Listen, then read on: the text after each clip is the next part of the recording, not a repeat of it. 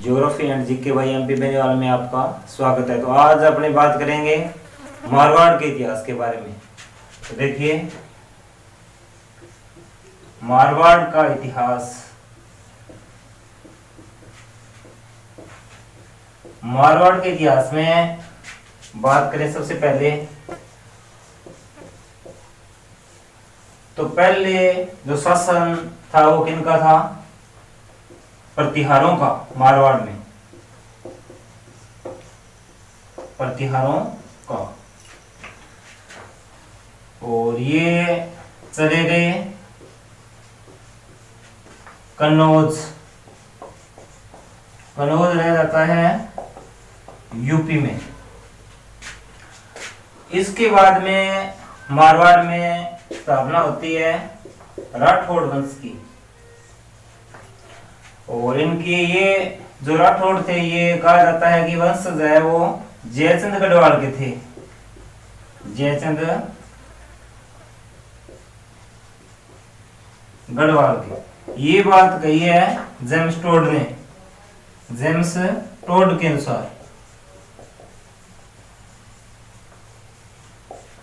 तो मारवाड़ में पहले शासन था प्रतिहारों का, चले गए कन्नौज यूपी में, और वहीं से राठौड़ वंश की स्थापना होती है। और ये वंशज कहे जाते हैं जयचंद गढ़वाल के। और ये बात है वो जेम्स टोड ने कही है। तो इसके बाद अपने आ गया मेन जो अपना टॉपिक रहेगा वो राठौड़ वंश मारवाड़ का। तो राठौड़ों की जितनी भी जानकारी है वो अपने चैनल पर मिल जाएगी आपको।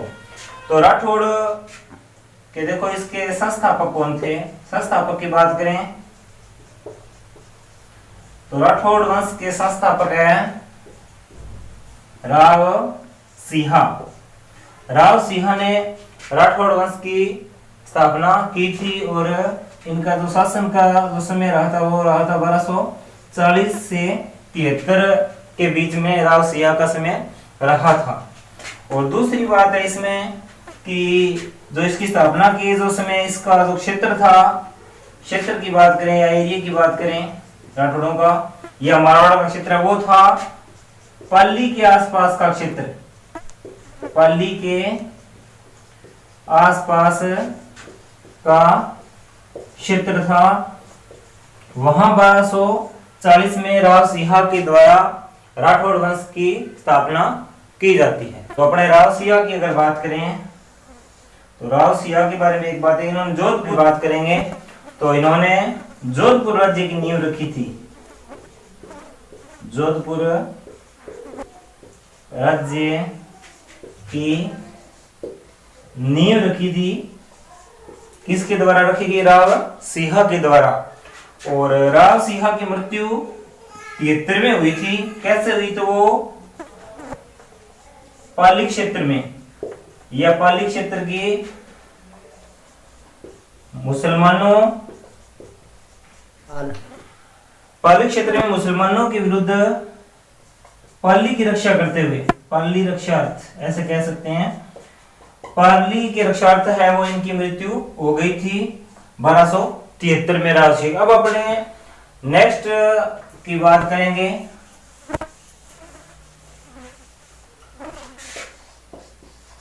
राव चूड़ा बात करेंगे।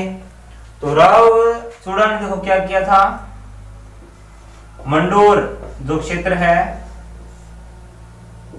नगरी भी कह सकते हैं, मंडोर क्षेत्र बसाया था। वो किसके द्वारा? राव चूड़ा के द्वारा बसाया गया था। अब इसके बाद नेक्स्ट है राव रणमल। ये इनका पुत्र था राव चूड़ा का। राव चूड़ा के दो पुत्र थे, एक तो था कान्हा जिसने कि बीकानेर नगर बसाया था, और दूसरा था रणमल। और एक इनकी पुत्री थी, आपने इतिहास में सुना होगा मेवाड़ में हंसाबाई, जो कि रणमल की बहन थी। तो तीन इनके संतानें थी, कान्हा, रणमल और हंसाबाई, जिनकी अपने आगे बात करेंगे। तो राव रणमल की बात करें तो देखो इन्होंने क्या किया था अपने शासनकाल में। इन्होंने अपनी बहन हंसाबाई, इनकी जो बहन थी हंसाबाई का विवाह मेवाड़ क्षेत्र के राणा लाखा से किया था, राणा लाखा से किया था रणमल के द्वारा। तो ये जो विवाहित संबंध है वो मेवाड़ और मारवाड़ के स्थापित होने में, यानी राव रणमल की अगर अपनी बात करें तो ये मारवाड़ और मेवाड़ दोनों में सर्वे सर्वा बन गए थे। ये विवाहित संबंध है वो मेवाड़ के साथ स्थापित करके। नेक्स्ट की अपने बात करें, शासन काल की अपनी बात करें तो वो था 1427 से 38 तक है वो शासन काल रहा था रणमल का, और 27 से पहले था कान्हा का था। तो इसकी अपने बात करें तो इनकी डेथ है वो 1438 में हुई थी, मृत्यु इनकी। और कैसे हुई थी तो वो जो इतिहास में बातें लिखी गई वो है कि मारवाड़ के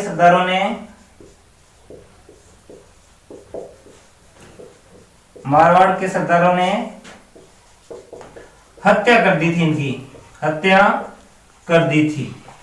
तो ये अपनी हो गई जानकारी राव रणमल। नेक्स्ट अपने बात करते हैं राव जोधा।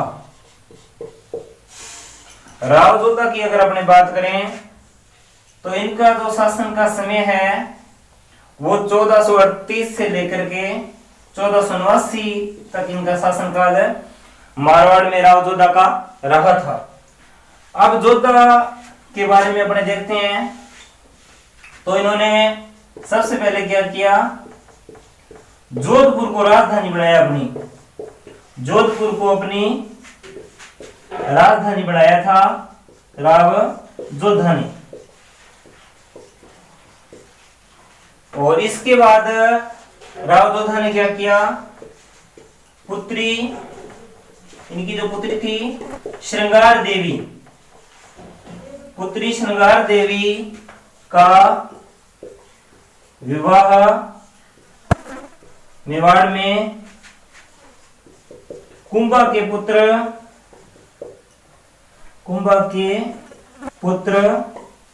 रणमल से किया था। दूसरा काम उन्होंने किया कि पुत्री श्रृंगार देवी का हुआ मेवाड़ में कुंभा के पुत्र रणमल के साथ किया था। तो ये दूसरा वैवाहिक संबंध है जो मारवाड़ का मेवाड़ के साथ था। नेक्स्ट अपने अगर राव जोधा की बात करें तो इन्होंने एक दुर्ग बनाया था वहां पर, जिसका उस समय नाम था म्यूर ध्वज। नाम सुना होगा आपने, म्यूर ध्वज दुर्ग। तो म्यूर ध्वज दुर्ग की स्थापना है वो राव जोधा के द्वारा की जाती है। तो अपने बात कर रहे थे म्यूर ध्वज दुर्ग की, तो इसकी स्थापना है वो राव जोधा के द्वारा 1459 यानी में की जाती है। और इसकी जो विशेष बात है, वर्तमान जो इसका नाम कहें या किस नाम से इसको जाना जाता है तो वो है मेहरानगढ़ फोर्ट या मेहरानगढ़ दुर्ग। मेहरानगढ़ दुर्ग के नाम से वर्तमान में इसको जाना जाता है। और इसकी स्थापना का सन याद रखना है, 1459 में इसकी स्थापना हुई थी। और किसके द्वारा, तो राव जोधा के द्वारा की गई थी। और ये इसकी बात करें तो कहां बना हुआ है, तो जो पहाड़ी है वो है चिड़िया टूक पहाड़ी, चिड़िया टूक पहाड़ी पर ये दुर्ग है वो बना हुआ है। और इस दुर्ग के बारे में एक बात और है कि इसकी स्थापना के समय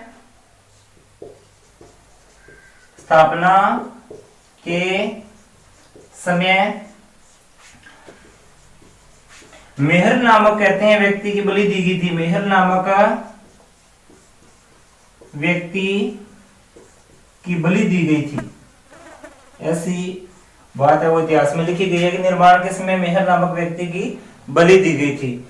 और इसकी कहते हैं जो नींव रखी गई थी, कहते करणी माता ने इसकी नींव रखी थी, करणी माता ने इस दुर्ग की नींव रखी थी। और एक बात इसमें अपने बात करें कि इसमें जो आवल बावल की संधि, आवल बावल की संधि, तो ये आवल बावल की संधि है वो भी मारवाड़ से संबंधित है। ये 1438 की संधि है, वो 1438 में हुई थी। और इस संधि की अगर अपने बात करें क्या ये संधि किसके मध्य हुई थी? तो ये संधि जोधा और कुंभा के बीच में ये संधि हुई थी। और ये भी बात सुनने में आती है कि ये जो संधि है वो कहते हैं कि इनकी जो जोधा की जो बुआ थी हंसाबाई, उसने क्या वो कुंभा और जोधा के बीच में संधि करवाई थी। कई जगह ये भी बात सुनने में आई कि जोधा और कुंभा के बीच में जो संधि है वो जो रीड जो मेन रोल था वो हंसाबाई का था। पावर की संधि की बात होगी तो वो जोधा और कुंभा के बीच में हुई थी और लीड रोल इसमें हंसाबाई कर रहा था। एक छोटा सा शासक और था, उसकी अपने बात कर लेते हैं, मारवाड़ का, जो कि रहा था आपका 1515 से 31 में, वो था राव गंगा। राव गंगा के बारे में ज्यादा कुछ तो खास नहीं, लेकिन इन्होंने क्या किया था, मेवाड़ के एक शासक की मदद की थी, हेल्प की थी। तो देखो राणा सांगा की, राणा सांगा की मदद की थी, वो इनके द्वारा की गई थी, राव गंगा के बारे। अब अपने नेक्स्ट शासक पढ़ेंगे जो 31 से आगे, वो है महत्वपूर्ण है मालदेव। तो अगली वीडियो में अपने मालदेव के बारे में पढ़ेंगे।